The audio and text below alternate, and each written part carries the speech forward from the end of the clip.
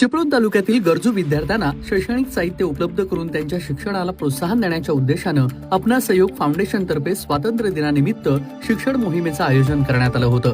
फाउंडेशनचे अध्यक्ष तथा महाराष्ट्र प्रेसिडेंट जरीन रुमानी यांच्या पुढाकारानं परिसरातील विविध शाळांमध्ये विद्यार्थ्यांना नोटबुक आणि अन्य शैक्षणिक साहित्याचं वाटप करण्यात आलं. या मोहिमेअंतर्गत सकाळी गोवळकोट येथील जिल्हा परिषद शाळेमध्ये जरीन रुमानी यांच्या हस्ते ध्वजारोहण करण्यात आलं आणि त्यानंतर गोवळकोट येथील उर्दू शाळा आणि जिल्हा परिषद शाळेत छोटेखानी कार्यक्रम घेऊन विद्यार्थ्यांना नोटबुकचं वाटप करण्यात आलं.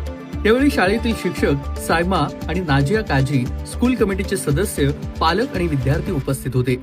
नाजिया काजी आणि सायमा यांनी कार्यक्रमाचं शिस्तबद्ध आयोजन केलं होतं.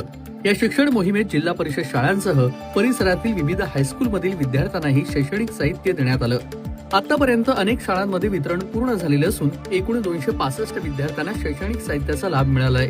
काही शाळांमध्ये वितरण अद्याप बाकी असून येत्या काळात देखील तिथे देखील हे शैक्षणिक सहकार्य पोहोचवण्यात येणार असल्याचं फाउंडेशनतर्फे सांगण्यात आलं. कोकण कट्टा न्यूज, चिपळूण, रत्नागिरी.